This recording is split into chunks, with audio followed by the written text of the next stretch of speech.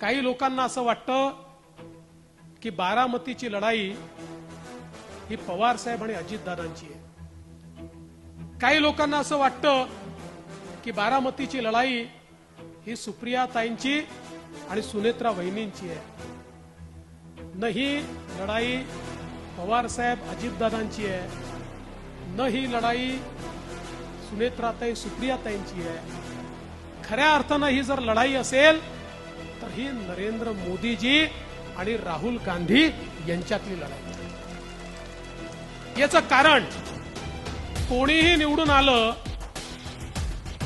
तरी देखील या ठिकाणी काही फार देशात बदल घडणार आहे अशी परिस्थिती नाही आहे. पण देशात बदल घडवणाऱ्याला कोण साथ देऊ शकतं याची ही खरी लढाई आहे.